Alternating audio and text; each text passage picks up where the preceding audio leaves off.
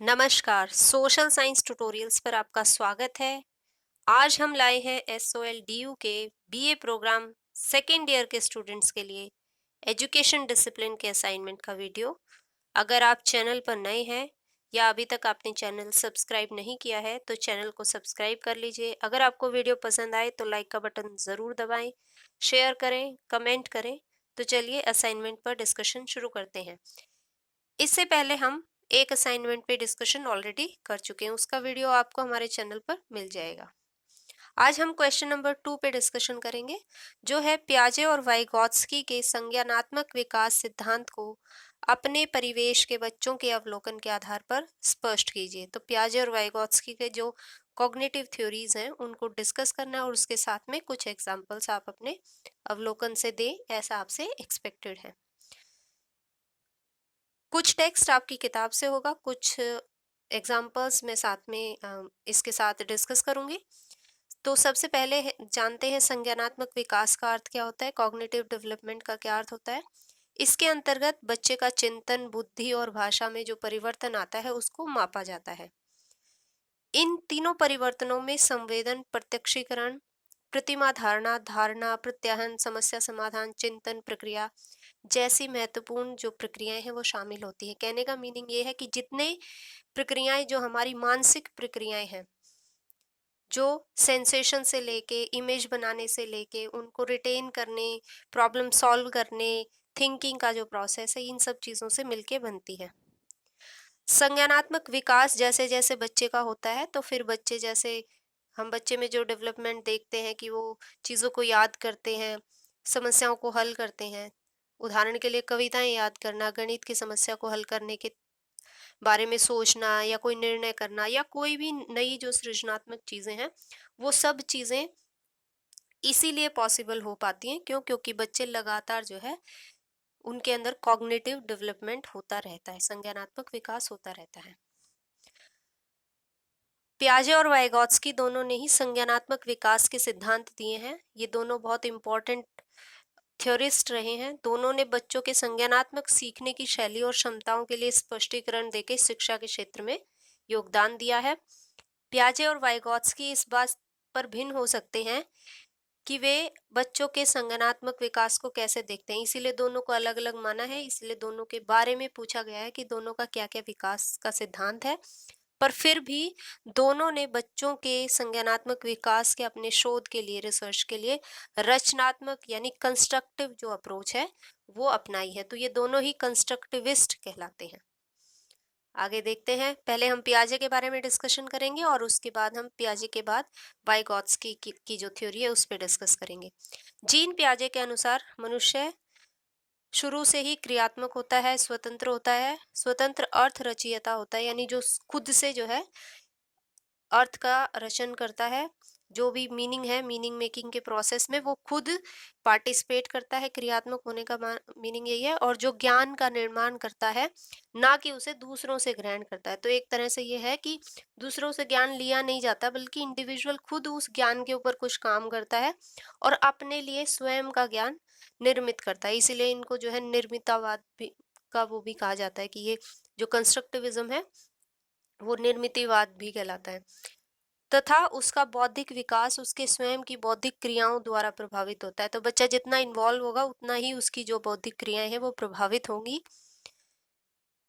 पियाजे के अनुसार जब बच्चे अपने चारों ओर के ज्ञान को संगठित करने का प्रयास करते हैं तो मुख्यतः वो बाह्य वस्तुओं पर अपने द्वारा की गई क्रिया से सीखते हैं।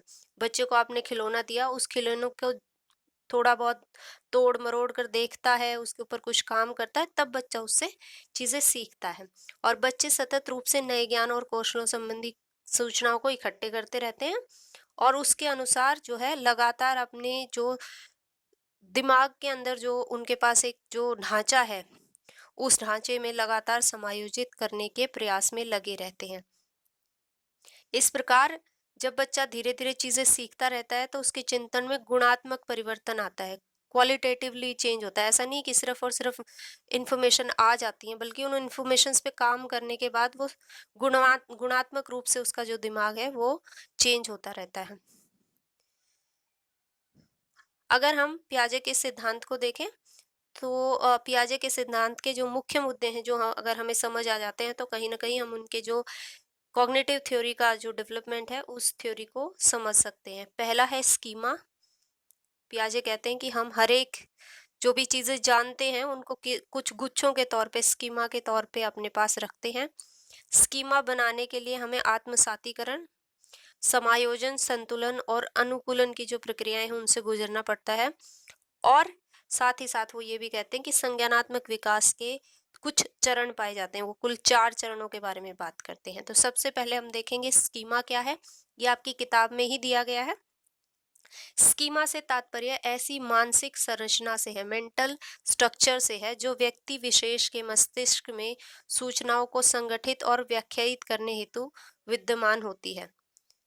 कहने का मीनिंग, जैसे कंप्यूटर के अंदर फोल्डर्स होते हैं डिफरेंट डिफरेंट, तो वैसे ही स्कीमा होते हैं हमारे माइंड के अंदर, जो मेंटल स्ट्रक्चर्स होते हैं, जिसमें हम अब जो भी सूचनाएं मिलती हैं उनको ऑर्गेनाइज करते हैं और उनको इंटरप्रेट करके वहाँ डालते हुए रखते हैं। यह स्कीमा 2 प्रकार का हो सकता है, साधारण हो सकते हैं और जटिल हो सकते हैं। तो मतलब एक जिसके अंदर इन्फॉर्मेशन बहुत ज़्यादा मुश्किल इन्फॉर्मेशन नहीं है, लेकिन दूसरा जो है दूसरे के अंदर जटिलता से, कॉम्प्लेक्स से बहुत सारी चीज़ों के रिलेशंस इकट्ठे करके हमने वो स्कीमा बनाया हुआ हो सकता है।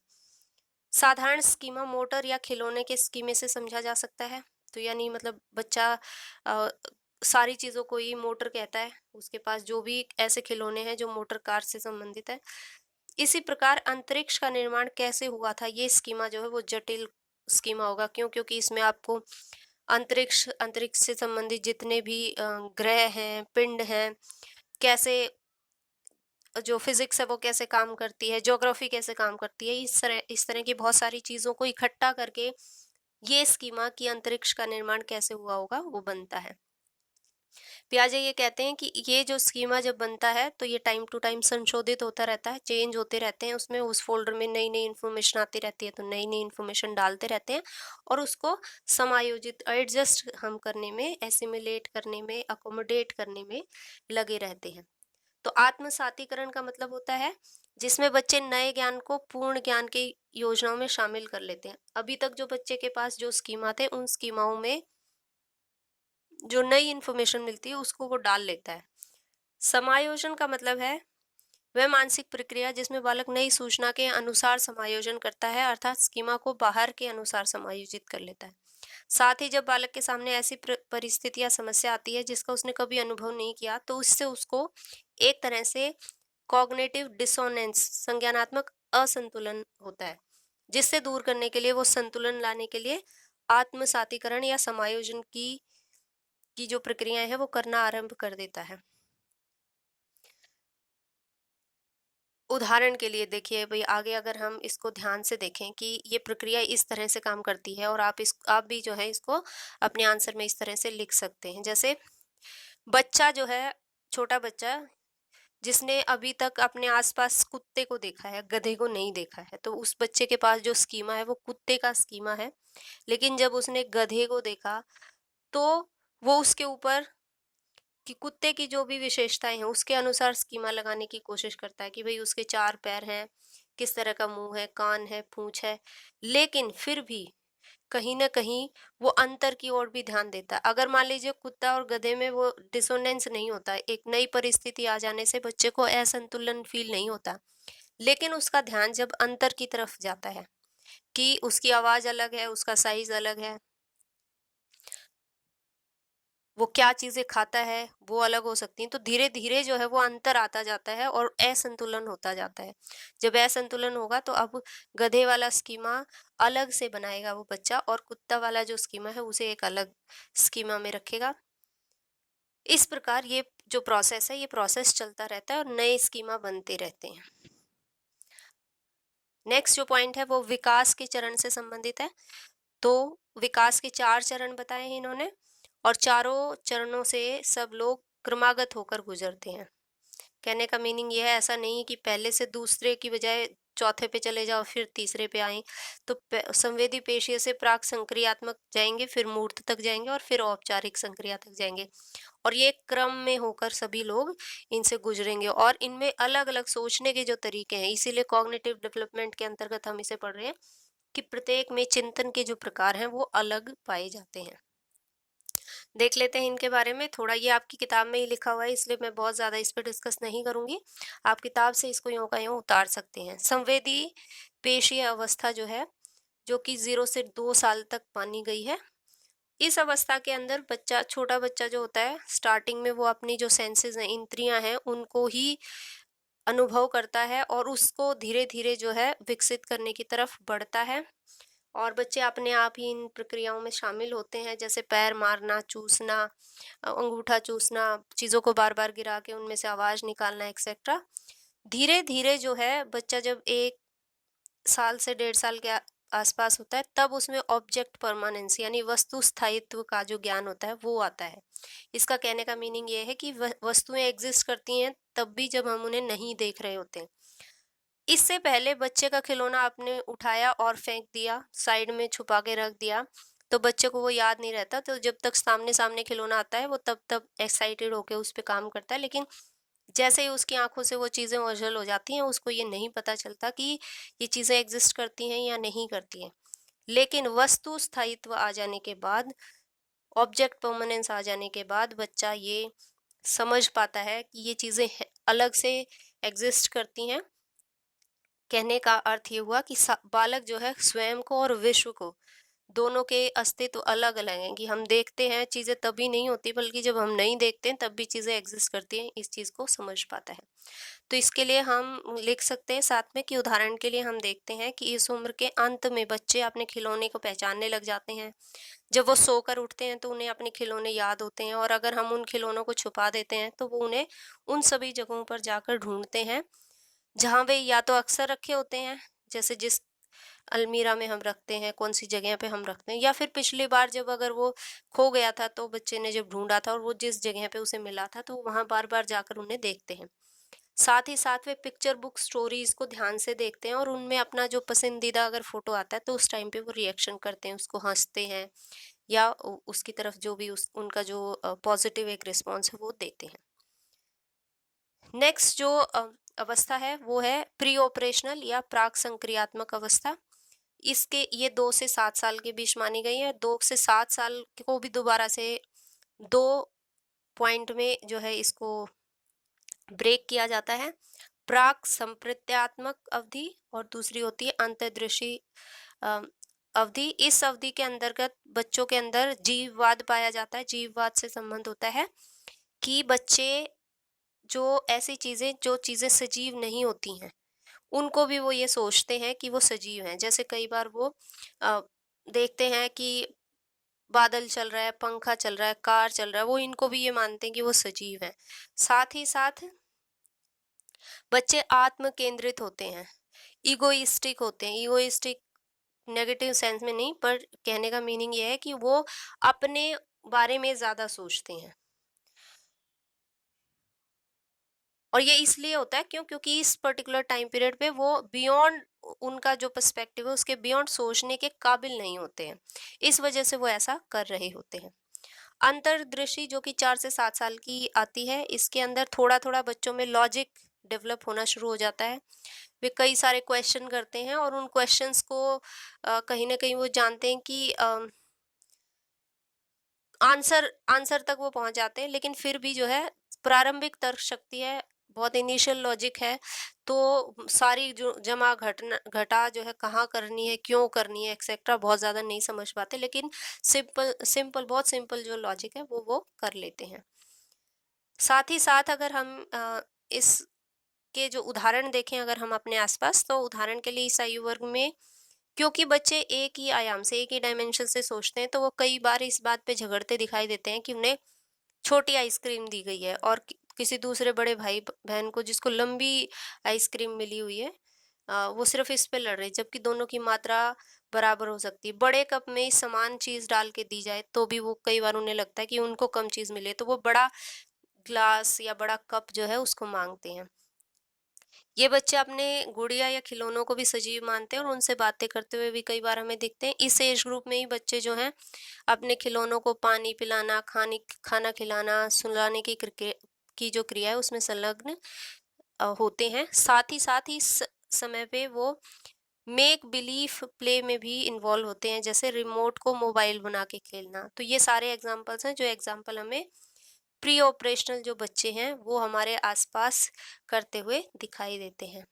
मूर्त संक्रियात्मक अवस्था, इसका मीनिंग है कंक्रीट ऑपरेशनल स्टेज, यानी इस स्टेज में बच्चे जिस तरह के लॉजिक यूज करते हैं वो लॉजिक डेवलप करने के लिए अगर हम उन्हें मूर्त परिस्थितियां या जो कंक्रीट एग्जाम्पल है उसके आधार पर चीजें अगर समझाते हैं तो वो आसानी से समझ जाते हैं, यानी ठोस वस्तुओं से संबंधित जो समस्याएं होती हैं वो बच्चे समझ जाते हैं। वस्तुओं को देखकर उनके बारे में जो भी चीजें हम उन्हें बताना चाहते हैं उनको वो पूरा कर पाते हैं। जबकि यही टाइम पीरियड है जिस टाइम पीरियड में उनमें कंजर्वेशन, संरक्षण आ जाता है, कि जैसे संरक्षण से मीनिंग क्या है कि वे चीजों को एक या दो जो कंपैरिजंस हैं उन कंपैरिजंस के आधार पर चीज़ों का वॉल्यूम, उनकी लंबाई एक्सेट्रा के बारे में जो एक सही गैस है वो लगाना सीख जाते हैं। ये इसमें एक एग्जाम्पल ये दिया हुआ है कि 8 से 9 वर्षीय बच्चे जो है आसानी से बता देते हैं कि अगर हमने मिट्टी का एक गोला लिया था और उस गोले से एक लंबी और एक पतली आकृति बनाई, जबकि समान थे दोनों गोले हमारे पास, अगर मिट्टी बराबर मात्रा में मिट्टी के गोले थे और फिर उनके बाद हमने एक को लंबा लंबा बना दिया, एक को हमने छोटी आकृति बना दी, लेकिन क्योंकि उन्हें पता है कि ये दोनों बराबर हैं तो वो ये कहेंगे कि ये दोनों बराबर हैं। जबकि इससे पहले जो एज ग्रुप था उस एज ग्रुप में बच्चे अगर लंबाई की तरफ ध्यान ज्यादा देते हैं वो, और वो फिर उससे ये कहेंगे कि ये ज्यादा है। तो ये चीज हमें इस एज ग्रुप में दिखाई देती है। इसके ये कई सारे और पॉइंट्स जो बताएंगे कि संबंधों को समझ पाते हैं, बच्चे क्लासिफाई करना सीख जाते हैं।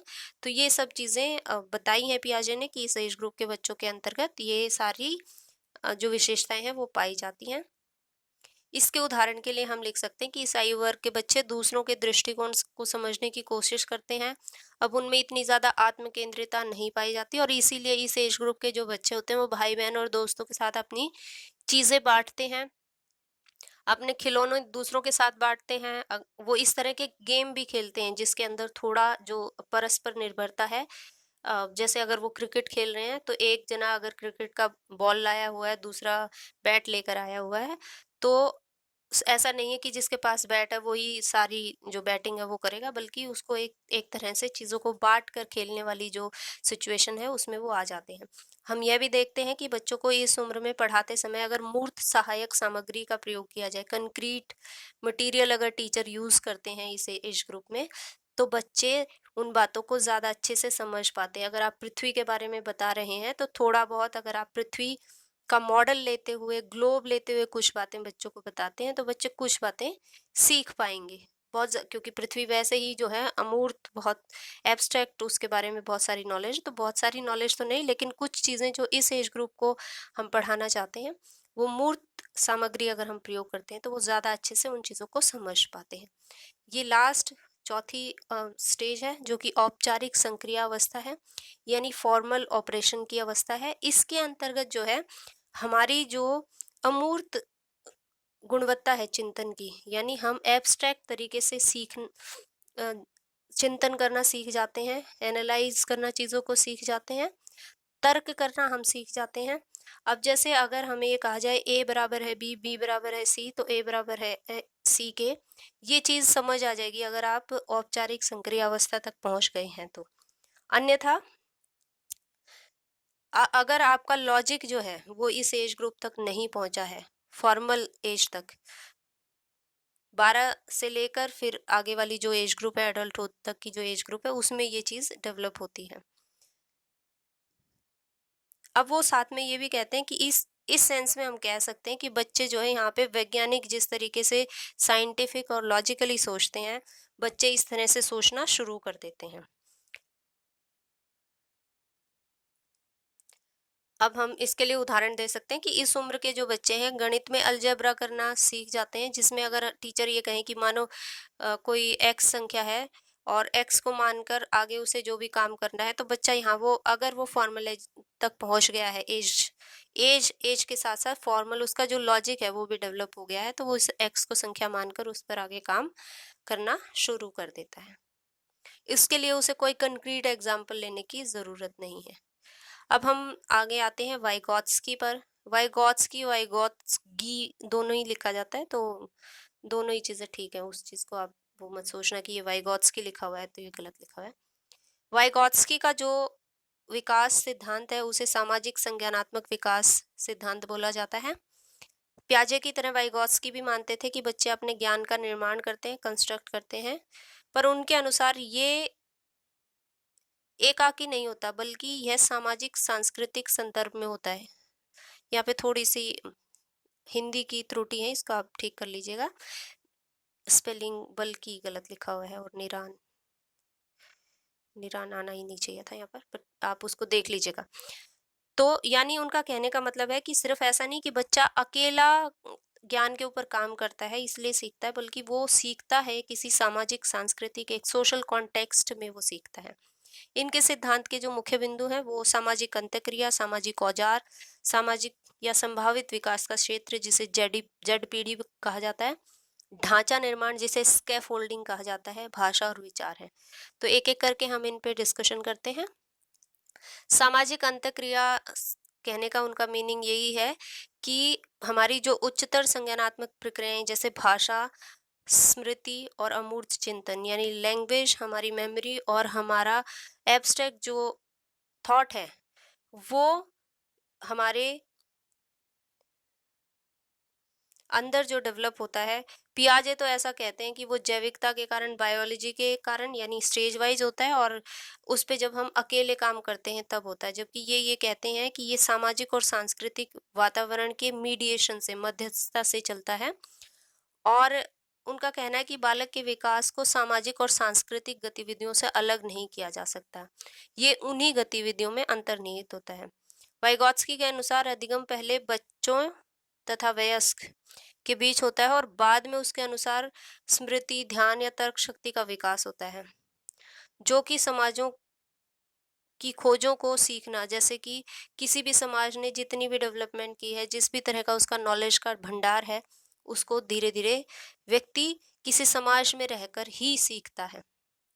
मसलन किसी एक संस्कृति में कंप्यूटर द्वारा गिनना और किसी दूसरी में उंगलियों और मोतियों द्वारा गिनना, ये अलग अलग गिनने के अलग अलग तरीके हो सकते हैं। इन तरीकों को ही बच्चा सीखेगा। ऐसा नहीं है कि एक ऐसा देश जहाँ एक ऐसा सोसाइटी जिस सोसाइटी के अंदर उंगलियों पर गिना जाता है वहाँ बच्चा अपने आप ही कंप्यूटर के बारे में सीख जाएगा। अगर कंप्यूटर रख दिया जाए तो कंप्यूटर रखा जाएगा, उसको सिखाया जाएगा, कोई और व्यक्ति उसे सिखाएगा, तब बच्चा उस चीज को सीखेगा।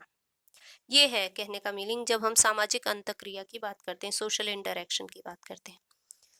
उदाहरण के लिए हम अपने आस पास देखते हैं कि बच्चे बड़ों से बहुत सारी बातें सीखते हैं और बातचीत के माध्यम से एक विशेष संस्कृति के बच्चे सांस्कृतिक मूल्यों, विश्वास प्रणालियों, रीति रिवाजों और अन्य मूल्यवान उदाहरणों के लिए अपने बड़ों पे निर्भर करते हैं। जैसे भारतीय संस्कृति में बड़ों का सम्मान बहुत महत्वपूर्ण माना जाता है, इसलिए युवा माता पिता अपने बच्चों का अपने बड़ों का अभिवादन करते हुए, हाथ जोड़कर या उनके पैर छूते हुए उनको हम देख सकते हैं और फिर वो अपने बच्चों को भी ये चीजें सिखाते हैं। तो सामाजिक अंतःक्रिया होती है और बच्चे उसके अनुसार ही सीखते हैं। सामाजिक औजार से क्या मतलब है उनका? सामाजिक औजार जैसे वस्तुएं, जो भी हमने अभी तक बहुत सारी जो वस्तुएं बनाई हुई हैं, हमारे औजार हो सकते हैं, टूल्स हो सकते हैं, किताबें हो सकती हैं, और अलग जो मानवीय निर्मितियों से मतलब है कि जो आर्टिफैक्ट्स होते हैं हमारे, यानी व्यक्ति ने अभी तक की जिस सोसाइटी में आप रहते हैं उस सोसाइटी में रहते हुए जिस जिस तरह की चीज़ों की खोज की है, जिस तरह के विचारों की खोज की है, ये सब कुछ भी बच्चे का जो संज्ञानात्मक विकास है उसको प्रभावित करता है, क्योंकि बच्चे उस सोशल कॉन्टेक्स्ट में ही चीज़ें सीखते हैं। उनका अगला जो पॉइंट है वो संभावित विकास का क्षेत्र या जेडपीडी, जिसे जोन ऑफ प्रॉक्सिमल डेवलपमेंट भी कहा जाता है। इसका सीधा सीधा अर्थ ये होता है कि अगर कोई व्यक्ति, बच्चा जो काम कर रहा है एक पर्टिकुलर एज ग्रुप में, कोई ज़रूरी नहीं है कि उसकी जो मानसिक आयु या जो उसका मेंटल जो स्टेटस है वो सिर्फ वही है, बल्कि उसके अंदर पोटेंशियल बहुत ज़्यादा हो सकता है। तो इस पोटेंशियल का ध्यान रखते हुए बच्चे को ऐसे सहयोग प्रदान किया जाना चाहिए ताकि वो अपना जितना भी संभावित डेवलपमेंट का क्षेत्र है उसमें वो उतनी लेवल तक पहुंच पाए, यानी किसी का जो पोटेंशियल है उस पोटेंशियल को पूर्णतः वो प्राप्त कर पाए, इसकी कोशिश की जानी चाहिए। कहने का मीनिंग है बच्चा जो कर रहा है और जो करने की क्षमता रखता है के बीच के क्षेत्र को जेडपीडी कहा जाता है। उदाहरण के लिए अगर हम ऐसे किसी ग्राफ पे अगर हम देखना चाहें कि बच्चा कर तो कोई काम जो है सेकंड लेवल तक कर रहा है, लेकिन उसका जो मेंटल लेवल है वो 4 तक बढ़ सकता है। तो 2 और 4 के बीच का ये जो स्पेस है, इस स्पेस को कहा जाता है ऐसा जोन जो कि प्रॉक्सिमल डेवलपमेंट का हो सकता है, यानी ये संभावना है बच्चे के अंदर कि वो 2 से 4 तक पहुंच सकता है, इसीलिए संभावित विकास का क्षेत्र उसे कहा गया है।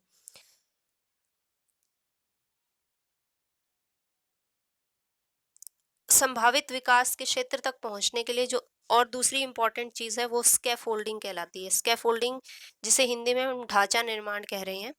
ढांचा निर्माण एक ऐसी तकनीक है जो सहायता के स्तर में परिवर्तन करती है। शिक्षण करते समय या सहयोगी अधिगम में शिक्षक या अधिक कौशल वाले सहयोगी को अधिगमकर्ता के समसामयिक निष्पादन के अनुसार अपने परामर्श को समायोजित करना पड़ता है। जैसे जैसे छात्र की क्षमता और कार्य अभ्यास बढ़ता जाता है, निर्देशनों की संख्या कम होती जाती है। जैसा अभी पिछली जो पॉइंट है उसमें हमने डिस्कस किया कि संभावना है बच्चे में कि 2 से वो 4 कर सकता है, तो वो 4 के लेवल तक ले जाने के लिए जिस भी तरह की सहायता की उसे जरूरत होगी, वो सारी सहायता जब कोई ऐसा व्यक्ति जिसे उससे ज्यादा आता है, जो 4 से 5 लेवल तक पहुंच चुका है, 4 या 5 लेवल वाला व्यक्ति उसकी सहायता करते हुए उसे 2 से 4 लेवल की तरफ ले जाने की जो सारी कोशिशें करता है, वो ढांचा निर्माण होती है। ढांचा निर्माण वाइगॉत्स्की के अनुसार इसके अंदर डायलॉग एक इम्पॉर्टेंट रोल प्ले करता है।